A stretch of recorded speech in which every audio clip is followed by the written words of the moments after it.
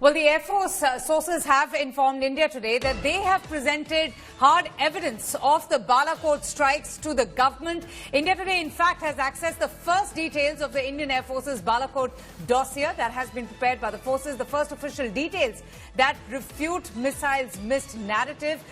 This is what we're getting to hear from the top sources within the Air Force, that 12 pages of the high RES satellite imagery has already been submitted. So all this information that has been collated by the Indian Air Force and has now been presented to the government. I'm going to go straight across first to Abhishek Bhalla and consulting editor Shiv Arur for more on this. Abhishek, so tell us a little bit more about all this information, all this,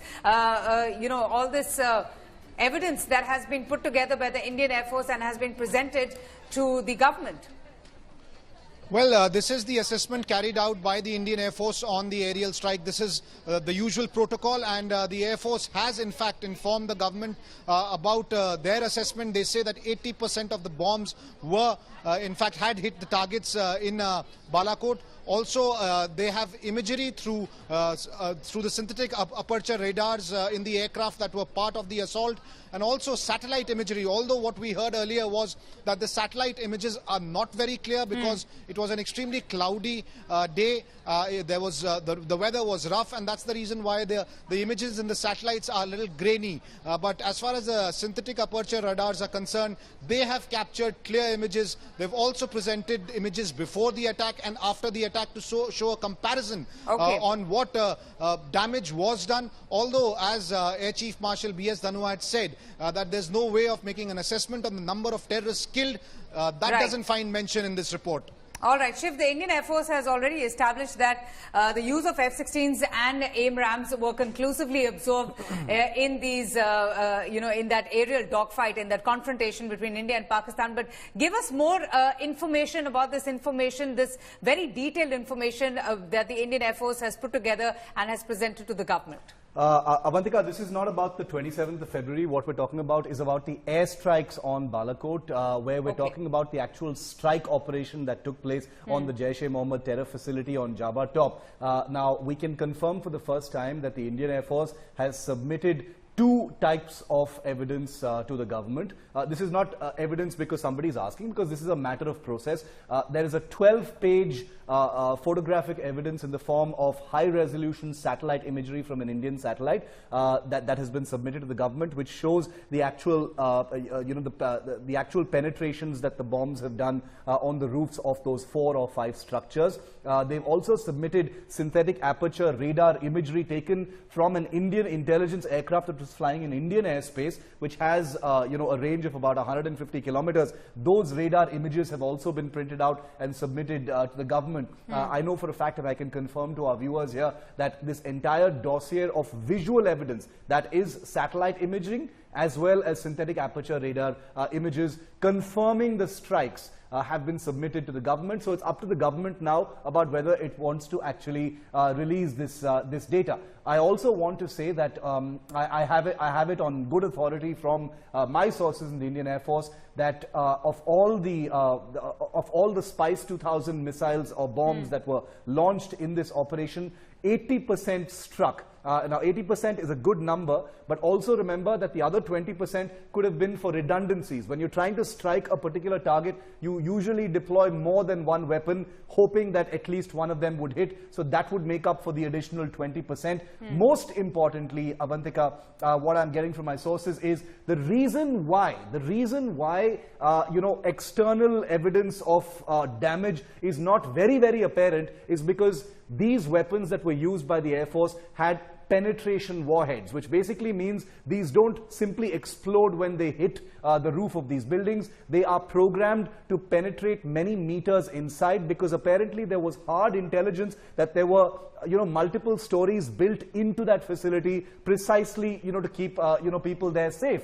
And so these weapons had penetration warheads, and they may have penetrated deeper into those 4 or 5 buildings and then exploded. The Air Force does not have battle damage in terms of the number of human casualties that have taken place, but given how these weapons have been programmed to penetrate and then explode, it's very likely that there were casualties. And a demonstration of this weapon in 2014 in Pokhran, and the manner in which this weapon has worked against reinforced concrete structures in Pokhran with similar, small external damage, Avantika, has also been presented to the government. So this is very important information, Shiv. It's coming at a very crucial time. The Indian, Air Force putting out all the evidence and these radar images that confirm that these were precision strikes, and they were successful in hitting those targets. That's already been confirmed by the Indian Air Force Chief. All of this information being put together at a time when the opposition has been demanding for all the evidence and proof about those airstrikes. The Air Force is, I think at one level, the Indian Air Force, being a highly professional service, was given a task to strike, these particular places. Their intention was never, or their objective was never to engage in any kind of a propaganda war, Avantika. So ultimately, if the intention was to show demonstrable, strikes with buildings blasted completely and give two hoots about possible collateral damage, then perhaps the Air Force could have used high explosive warheads, etc. Yes, I'm not a military planner, but that would be my assessment or guess. But the purpose of using penetration warheads, which they've demonstrated in these attacks, and I am told that the satellite imagery has very clear evidence that the penetrations have happened on target. 80% of those weapons have hit their target and have been submitted to the government. That's point number one. Point number two, the Air Force has also submitted the use of similar weapons by the United States in places like Syria and Iraq, where the external damage is very limited and very, very similar. In those cases, the Air Force is of the view that nobody has ever questioned, why there's no damage, because there is an understanding that those are penetration warheads where they're supposed to blast through a reinforced surface and explode underneath. So the damage on the surface may not be apparent, but what's happening underneath will be very apparent in terms of actual casualties. The other very important thing, remember, because Avantika, at the beginning of this entire issue, Pakistan had shown pictures of broken trees and earth, and they tried to paint this picture that all these bombs had missed and fallen into open area. My sources in the Air Force say that 80% of the bombs hit their targets, and it is possible that the blast wave of those explosives from below the earth may have disturbed the earth a little bit, because if such penetration bombs had fallen into open space, it wouldn't create that kind of landslide effect. It would have been a crater, because these bombs would have gone straight into the earth and exploded, and there would have been a mound of earth. So the physics of what has happened and what Pakistan has shown is not consistent with what actually happened. That's what the Air Force says. Absolutely. And Abhishek, this once again exposes Pakistan. I mean, we just heard from the Air Force in Taiwan, and now all this information that has been put out. This is very crucial information. What are you hearing from the government? Has the Indian Air Force already formally given all this information to them? Will the government be looking into it? Will they be making a statement? Can we expect to hear from the government amid all the demands for evidence and proof from the opposition? Because that's what they've been asking. That's what they have been putting pressure on the government for. Well, the way Pakistan has been spreading false news, it might be an option for the government to come out with the evidence as has been provided by the Air Force in their assessment. In fact, the Air Force, as far as giving out information, has already changed their strategy. Yesterday, for the first time in an official statement, the Air Force stated that Pakistani claims that Su-30 of the Indian Air Force was shot down are false, and that this was their way of covering up for the F-16 that was brought down by the Indian Air Force, and also perhaps one pilot who was a victim of the airstrike done by the MiG-21s on 27th last month. So Air Force finally yesterday did say that Pakistan is using propaganda, and no Su-30, in fact, of the Indian Air Force was brought down. So at some point of time, the government will definitely have the opportunity and the option to give this evidence that they have through the Air Force's assessment and put it in public domain. So the satellite imagery and all the information confirming that Balakot airstrikes successfully hit their targets.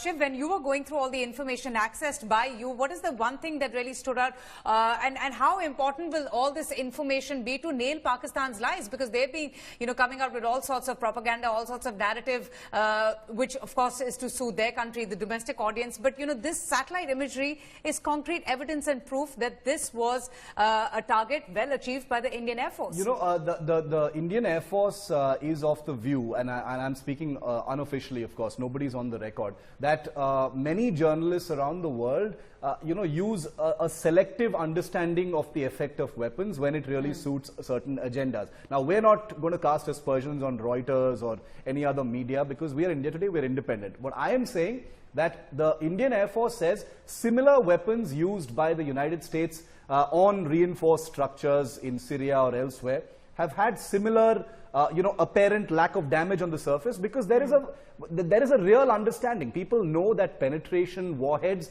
don't cause damage on the surface. They go right through the surface and create damage on the inside because the purpose is not to bring down the building, but to try and kill everyone inside that building because you've got intelligence that there may be terror recruitments or training happening inside that building. And I have a confirmation from the Air Force also, Avantika, that every single bomb launched on the night of the 26th was in fact a penetration warhead fitted Spice 2000 bomb. There was no other kind of bomb that was deployed by the Mirage 2000 fighters on that night.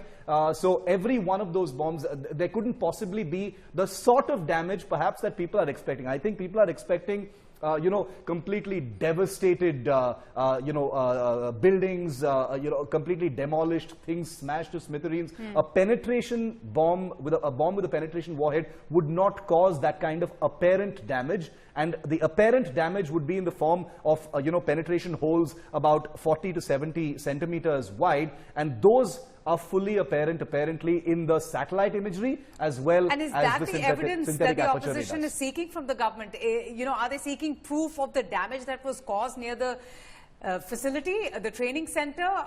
Is that what they want to see? I mean, there's a lot of noise about the proof around these airstrikes. I want you to elaborate on, these portions, these images that you've seen through these satellite maps. Do you see that damage around the Balakot or the training center? Look, I'll tell you, Avantika, I have looked at images, okay? I've looked at images of the effects of a penetration strike in Syria by comparable weapons deployed by Israel or the United States, right, on tests or in Syria, right, and the apparent external damage looks pretty similar to what the Air Force's own dossier and imagery has made possible in Balakot, which means no massive destruction of the building, but a penetration missile that's gone deep into that building and possibly killed people inside it. Now, the Air Force is not getting into the opposition politics, obviously. They are not going to step into the political sphere and try and oppose what the Congress has said. That's not their job. That is entirely up to the Modi government, whether it wants to. What we are reporting here on India Today is that there is a fresh understanding of the weapons used, which we are reporting for the first time, and that evidence, such as it is, in terms of 12 pages of satellite imagery and an unspecified number of pages of synthetic aperture radar from an Indian intelligence aircraft flying in Indian airspace, have been submitted now officially by the Air Force to the government. So now, whatever decision the government takes, politically speaking, whether to show it to the left and the Congress, or send a copy of it to Reuters or whoever else, that is entirely up to the government. We are simply reporting here that the Indian Air Force is convinced of the proof it has. It says that there is comparable proof of the performance of similar weapons in other operations, and therefore they see there is a selective application of knowledge about the analysis of these weapons by journalists in other countries, right, and therefore they want to correct that view.